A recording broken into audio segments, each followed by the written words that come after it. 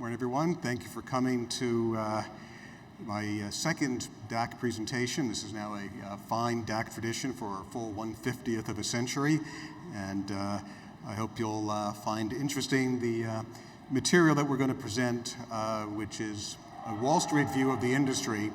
And as I explained in my talk last year, our perspective is ultimately driven by the investment criteria and investment performance of the companies involved in this industry, which are principally three at this point, namely Synopsis, Cadence, and Ansys, or if you want to go by market cap, Cadence, Synopsis, and Ansys.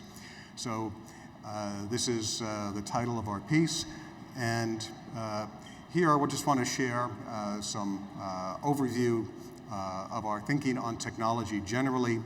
I've been saying for the last couple of years at least in our appearances and in our research reports that at a very high level there are two crucial arms races underway in technology. One of those is software development, which includes this industry, but certainly is far broader than that. It would include Microsoft in the enterprise software space, as well as a principal participant in what we call the software development arms race, and for our purposes today, silicon development, which has of course been a decades-long industry, but conditions, requirements have changed, and in that respect, we view this as a much more intense competition going on in silicon development, certainly more participants in silicon, hence the view of this as a kind of arms race. The investments in silicon development by semiconductor customers, which are still clearly the majority of EDA revenues, and what have always been the important class of systems customers, now including in particular companies like Microsoft, Google, and Amazon, are increasingly dependent upon EDA's essential role as a source of technology, and their needs, their requirements, their strategies are therefore sustaining the EDA industry's revenue, income, and cash flow momentum, all of which have been quite good for the last number of years, as I'll show in a number of the charts, and which, for the purposes of financial analysts like myself and investors, is ultimately reflected in the market value of the companies involved. From a purely technical or product perspective, one of the things that we've noted for quite a number of years, as we show in the last bullet point here, is that, and I made this point last year and it remains the case, there are multiple tool categories that are doing well in EDA, and this is a crucial point, that the industry is not dependent on a small number of product categories that are sustaining the growth, but in fact it's demonstrable and has been for some time that there are multiple categories, some of which I mention here in this paragraph, that are driving the industry. And I think this is an essential point, and we would expect this to remain the case. This is a view over the last dozen years of EDA, 2006 through 2018. TTM, of course, stands for trailing 12 months or rolling annual periods. So this is the view of EDA going back quite a number of years. Obviously, the dip that you see was the recession now a decade ago, and since then, more happily, is the clear growth of the industry for the last number of years. In 2018, the industry grew at 7% to over $7.5 billion. The industry has become increasingly consolidated. Cadence and Synopsis accounted for 2/3 of the industry, and you can see that a decade before, it was just in the low 50s. So between organic growth and through acquisitions, the big two have certainly grown their share of the market. Mentor, which was acquired just over 2 years ago, as everyone knows, no longer breaks out its numbers, but We have our analytical means of deriving their revenue, and since the acquisition by Siemens, as we've said in our reports, Mentor has continued to do rather well with good growth rates, and at a minimum appears to have sustained its pre-acquisition share in the range of 19 to 20% at least since the acquisition by Siemens. And so this corroborates the point I made earlier that there's a breadth of demand across the industry. It's not just Cadence, it's not just Synopsis. Mentor too, in the areas in which it's been traditionally strong, such as caliber and PCB, has done well, hence the strong growth that they've had. And then finally, the big four now in EDA, Synopsis, Cadence, Mentor, and Ansys, ranked by revenue, had nearly 90% of industry revenues last year.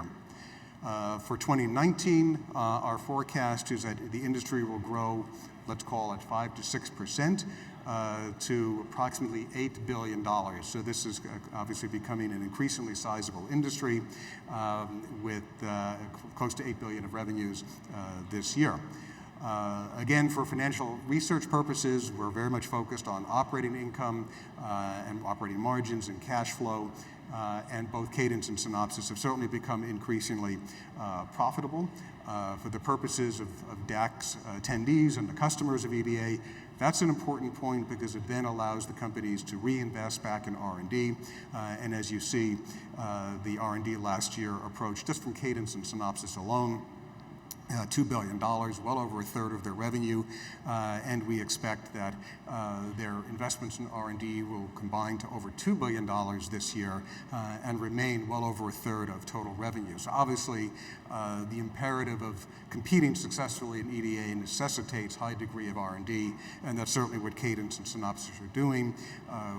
Ansys too, certainly within its electronic business unit, is doing just the same thing. Don't have quite the visibility any longer into Mentor's precise expense allocations, but again, as I said earlier, their revenues are doing well, and so presumably they are continuing to sustain their internal investments in R&D as they were before. This is the split updated from last year of EDA by geo. As you can see, one of the most dramatic changes that's occurred in the last decade or so is the growth of Asia, which combined is larger than Japan and Europe as an EDA market, smaller than the US, of course, which is the top line, but Asia has certainly become substantially more important in not just EDA tools, but in terms of IP demand as well. And that's certainly something that's helped Synopsis's market share in that part of the world. As I mentioned earlier, we're, as a class of financial analysts, driven ultimately by the stock performance of our companies.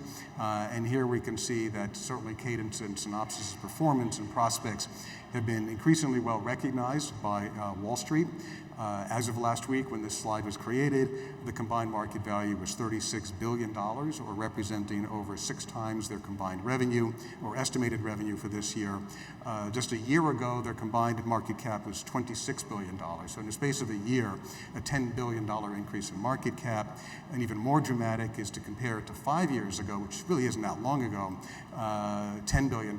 So more than a tripling of market cap in EDA, or for the big two, in just the space of 5 years. One of the ways that we approach investing in EDA, and this is a long time framework, for me at least, is our mantra of product mix matters, meaning that in the context of an industry like EDA, which is comprised of dozens of tool categories of varying degrees of size in terms of revenue, some small, some quite large, like PNR and PCB and so forth, what the companies have to do is be aligned as much as possible to those categories that are growing or can be expected to grow. Which ties back to my earlier comment about multiple tool categories now doing well. And so what we do analytically is try to understand what customers' needs are going to be, which is reasonably understandable given semiconductor roadmaps, and then work backwards to the EDA vendor portfolios, and then make an assessment about who is competitive or going to be competitive as aligned as possible to the needs of the customers given their roadmaps. And here we can document what's been going on in terms of EDA tool performance. This comes from ESDA, formerly EDAC data. And here we have a compilation of tool categories in terms of consecutive periods of growth measured on trailing 12 or annual basis. And as you can see, I won't read every category. There are at least half a dozen categories on the left side of this table which have had multiple, in some cases, very lengthy consecutive periods of growth. And this is a fundamentally healthy situation for the industry. Each of the vendors participates in varying degrees. Obviously, Cadence will have been exposed to custom, Synopsis to synthesis, and so forth. And so this, I think, is a very clear indication of our observation earlier that there is broad-based growth in the industry. Two product categories that I want to talk about more in this talk than I did a year ago, and we just published a detailed report on this yesterday as an industry update, are EDA hardware and EDA IP. Two increasingly important categories that investors have increasingly come to appreciate and recognize as important. And there has been a fundamental change in the size and role of each of these categories as compared with, let's say, the early part of the 2000s or the middle part of the 2000s, when neither emulation nor IP, which are two different things, of course, were particularly significant businesses.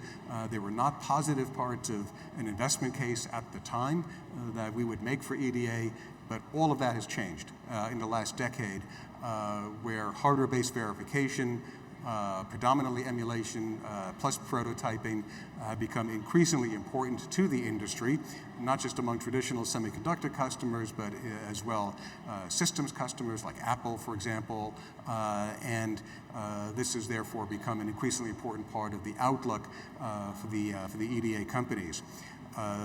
These numbers are based on our work. They're not necessarily explicitly reported by the companies, so this is based on a lot of our own reverse engineering of the Cadence and Synopsis numbers. The top line is their combined emulation revenues. The lower line is prototyping, and as you can see, there's generally been an upward trend of these two categories. And here separately, this is also new work we've done, published in a report yesterday. We're showing IP. And as we published just yesterday, we calculate that for the year ended in the most recent quarter, namely Q1 of calendar 19, the combined IP revenues for Cadence and Synopsis larger by far, as you can see, but on a combined basis, for the first time exceeded $1 billion. And so that is a significant part of the industry, even larger than hardware, and so clearly a fundamentally important part of the strategies and business prospects of these companies. And as you can see, again, Synopsis doing quite well. They've been the longest at it in IP, and then Cadence too has had also good growth in the last number of years. And this is on a combined basis. This shows the $1 billion number that I mentioned a moment ago for the most recent period. And so you're not going to get a nice smooth line necessarily every quarter or every 12-month period. There's going to be some cyclicality, some variability, but the underlying secular trend is clearly depicted here in terms of the growth of this category. For the purposes of how EDA companies can think about their budgets or what their future revenues may be, semiconductor R&D is still the largest source of their revenue. That's very clear. And so we in our work pay very close attention to semi R&D. This is based on a long-time database that we've been compiling of semi-R&D spending. For the purpose of this slide, it just goes back a dozen years. But as you can see, there was an obvious impact a dozen years ago on R&D that's since been recovering very nicely. 3.5 to 4 years ago, there was a brief and not terribly material adverse effect on R&D from some of the semiconductor mergers that occurred at the time.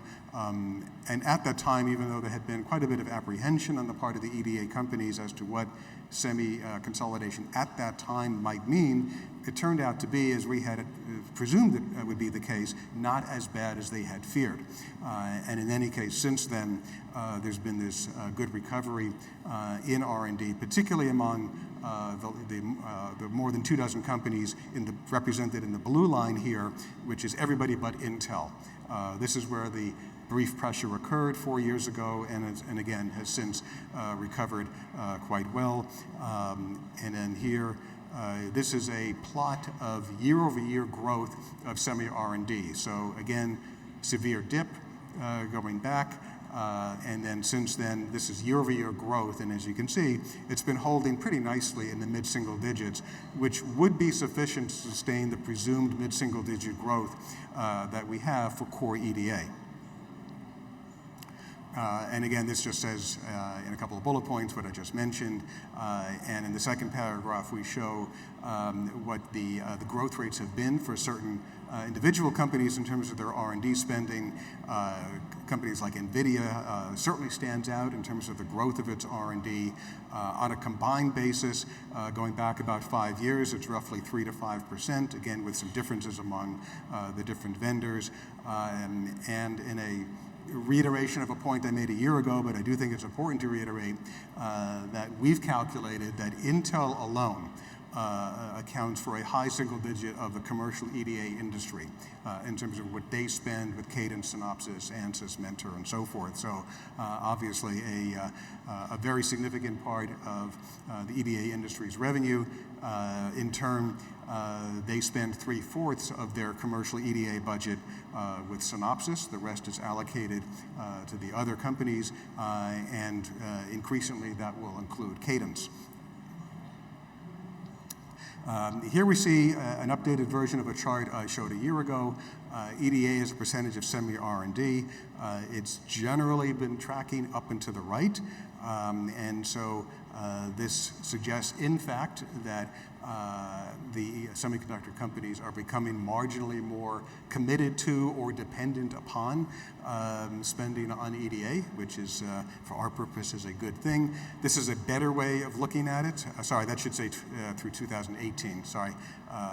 But in any case, this is a better way of looking at it because you smooth out the quarterly cyclicality. And again, it's the same point that EDA as a percentage of semi-R&D has been growing, and that's a fundamentally healthy thing for our favorite EDA companies. In the next few slides, I'm going to show some individual companies, starting with Intel. And as you can see, their spending has been growing. This is Synopsis's revenues from Intel, which had significant growth in 2016 and 2017, predominantly driven by Intel's increasing consumption of hardware on top of core EDA from Synopsis. That flattened out last year. We don't forecast this number, but it's clear that in 2018, Synopsis's revenues from Intel were just flat, at an enormous level to be sure, but flat nevertheless. And this is smoothing it out on a trailing 12 basis. Here we do some comparisons of individual companies, Broadcom and Qualcomm. I selected some companies that are nominally directly competing with each other, AMD and NVIDIA. This is their R&D over the last number of years. And then switching subjects, one of the things that we do in our research generally, including in looking at the EDA companies, is tracking the open positions or job openings that each of these companies has. We've been doing this for quite a number of years, and we can trend this over time so that we can track openings in R&D, openings for AEs, which, by the way, are significantly increasing for everybody, but Cadence in particular in the US over the last 6 to 12 months. And sales openings are not particularly significant in EDA, so We do track that, but it's not a big number. Most important, of course, is R&D. And what certainly stands out here in this chart is the magnitude of Synopsis's openings, far more than Cadence and Synopsis. In any case, you can see that Cadence over the last year has had a significant increase in its job openings, particularly in Asia, but not only in Asia. And so obviously they're looking to bring people on for R&D, for AEs, customer support, and the like, as the business has grown and as they expect it to grow. This is by region. And as you can see, Asia carries the most number of openings, particularly from Synopsis, but not only Synopsis. Europe, unfortunately, is the opposite, with the fewest number of openings. The Americas, somewhere in between. And in here we have it by company, by region. And so those of you who are walking around DAC with resumes, take good pictures of these slides. And so here you can see everyone in the US. This is R&D openings by EDA company in EMEA, and then finally in Asia. And they all look pretty much the same, with some different degrees of magnitude.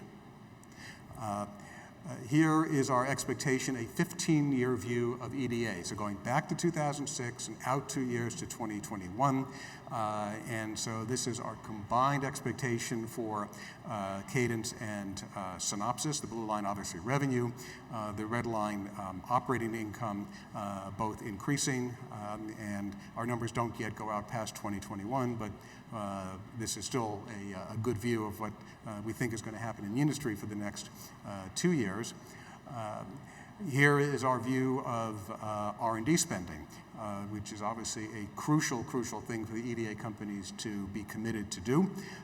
This is a little complicated, but as you can see, the blue dotted line is R&D as a percentage of their expected revenue, or at least what we expect for their revenue.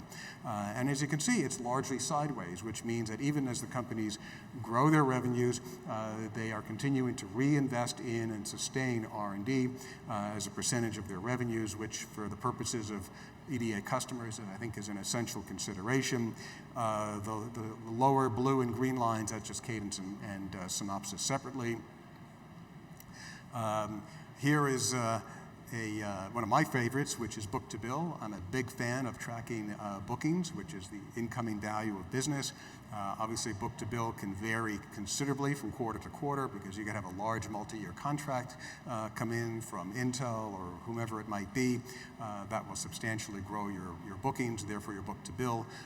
But essentially what we've been seeing here for the last number of years, and this also goes out to 2021, is a book to bill sufficient to sustain at least mid-single digit growth for the industry, possibly more, but at least mid-single digit growth. And then here is the dollar value of bookings plotted on a quarterly basis out through 21. You'll see some spikes, of course, from certain large customers, and a lot of quarterly seasonality, of course, particularly in a Q4 or when renewals come up. But again, bottom line is up and to the right as far as bookings are concerned. And here is a similar view. The blue line is bookings, the orange line is revenue. The fact that the blue line is more means, in effect, that on a combined basis, Cadence and Synopsis are expected to grow their backlog. And backlog has become an increasingly important consideration for investors, particularly now that it's being more and more disclosed by the vendors. We used to have to derive it. And so now this is our expectation that backlog will continue to grow, and this gives the vendors, this gives investors basically visibility into what future revenues are going to be, because the backlog runs off and converts into revenue at a reasonably predictable rate. This is profitability of the EDA Big Two. It's dipped obviously over a decade ago, improved, moved sideways for a bit, and is now, we expect, to creep up some more. This is Cadence versus Synopsis, and what's really interesting here is that for quite a while, as you can see from the orange line, Cadence was less profitable and sometimes not even profitable as compared with Synopsis. That's changed, and I think this has been reflected in the current stock prices. that Cadence's margins have exceeded Synopsis's now, and we would expect them to remain higher than Synopsis's out through 2021, which is the period in this chart. Now I'll just go through a couple of individual companies. This is ANSYS's electronic business unit. This is a depiction of ANSYS's semiconductor or EDA business, which represents about a quarter of the total company. The other 3/4 of ANSYS are their mechanical and fluids businesses. This is a plot of their bookings by the electronics industry and the semiconductor industry. So semis meaning essentially the old Apache, and the higher blue line is their combined bookings from what they now call the high-tech industry. And obviously some variability and seasonality, but again, very strong growth. And the importance here as well is that the high-tech industry, as they now call it, represents at least 1/3 of their business. It is the single largest end market that they address by bookings. They have no other end market that's even more than 20% of their business, not even auto, not even aero. So your world is ANSYS's single largest source of business. This is similar to the chart I showed earlier for revenues and income, but Cadence only, out through 2021. This is Cadence's business by their reporting segments through the most recent quarter. I won't go through every line, but basically the principal businesses such as digital and custom are growing nicely. IP, as I mentioned earlier, is growing. This is Cadence's book-to-bill. The black line, I think, is more indicative than the highly cyclical red line. The black line is trailing 12. And so as you can see, we expect that Cadence's book-to-bill will essentially allow it to sustain close to high single-digit growth. Similar for Synopsis. This includes their software integrity business. Some of you may be familiar with that. It's not a purely EDA business, but this is the entirety of Synopsis's business. But 90% of the company is EDA, so including IP. So this effectively is a representation of their EDA business. And as again, you can see the profitability track here out through 21. They recently changed their segment nomenclature, which unfortunately doesn't give us much history prior to 2017, but they did change some of the segments. The red line is their core EDA business, which is basically a nice steady business. Of course, that's where they have things like DC and Fusion Compiler and so forth. And so that's the top line. Here's Synopsis book-to-bill. This is their EDA business only. I've excluded from this analysis their software integrity business, which even at 10% of the business can still influence the bookings number. So this is our work extracting the Synopsis SIG business, as they call it. And as you can see, the very pronounced spikes there are their friends at Intel.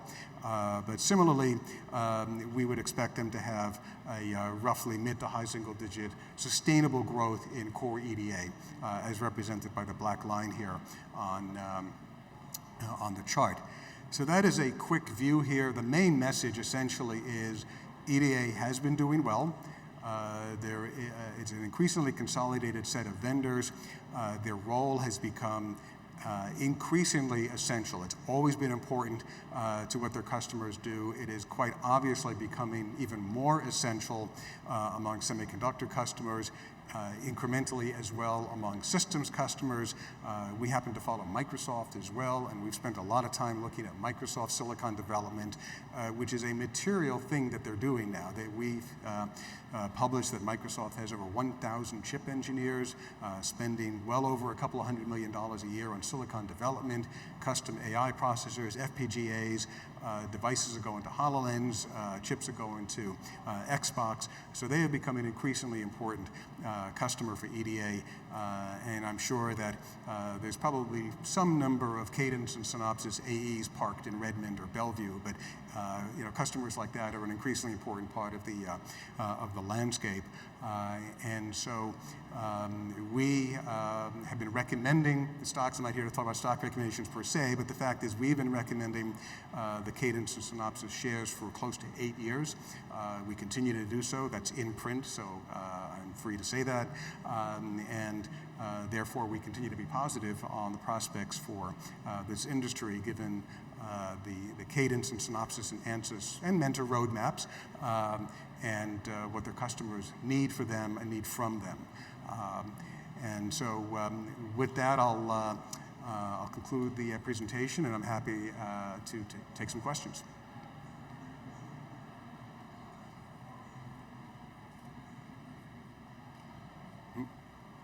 Nope?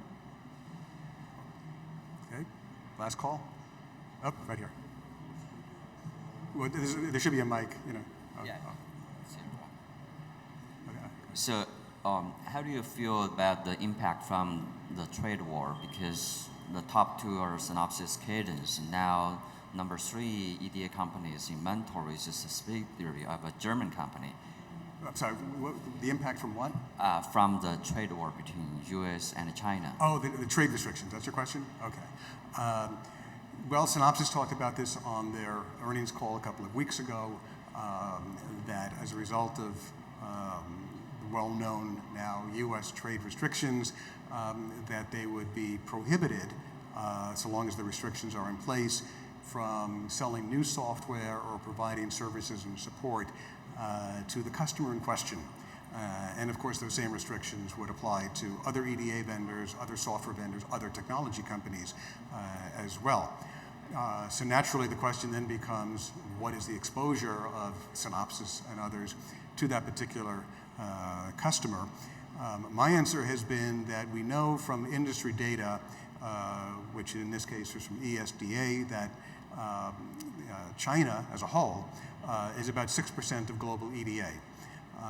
And even if that's a little bit low, let's call it, it's still clearly under 1/10 of EDA. Huawei specifically, I calculated, is about or no more than 2% of Synopsis's business, which would put it at approximately, if that calculation is correct, at a roughly mid-tens of millions of dollar exposure. Maybe some more, they're not saying, but that's the approximation. And there would probably be some perhaps similar exposure for the other large vendors to Huawei specifically. So it's unfortunate, it's relatively small. I'm not going to predict when, if ever, the restrictions may come off, but that's the answer to your question, which is we have tried to quantify the financial exposure, and all else being equal, it's a very low single-digit percent. You want to use a mic? You know, there's a mic there. Sorry. So a follow-on question on that. I was about to ask the same question, but a follow-on on this. Do you anticipate having a Chinese player get into the market, and then down the line the impact might be wider than what you predicted now? Right. I've not done any detailed research into trying to assess the state of indigenous EDA development in China. So I've not done that work, much less published on it. All I would say is the barrier to entry, or barriers to entry, I would think, are high. You have what is largely been a U.S. industry. There are some non-U.S. companies, of course, like Zukin and Altium, but predominantly U.S. More importantly, is 3 decades of history of R&D. And when you think about the accumulated EDA software IP, not core IP, but semiconductor software tools IP, and the billions and billions of dollars that have been spent over time to get to that point, that to me is a considerable barrier to entry. And even if you assume in the case of China that money is no object, time is an object. And so I'm not going to preclude an indigenous industry, or that there may be some industrial policy requirement or goal of doing this, but it's not easy just given the nature of the software involved.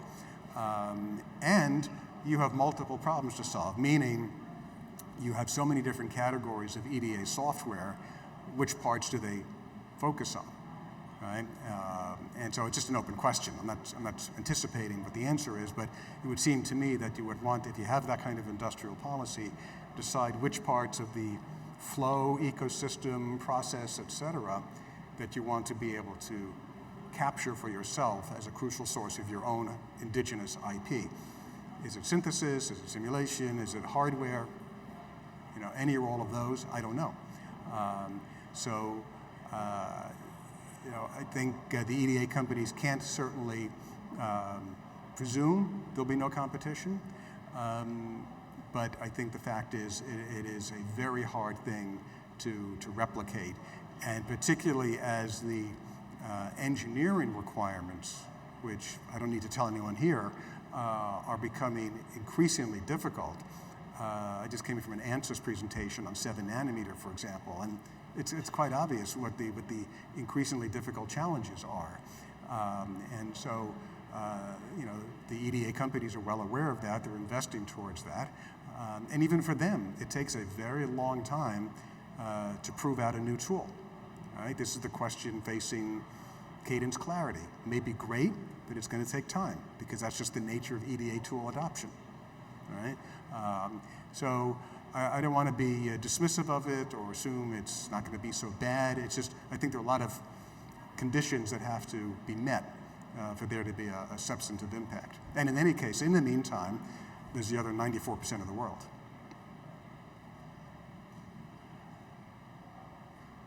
Anyone else? Okay. Thank you, everyone.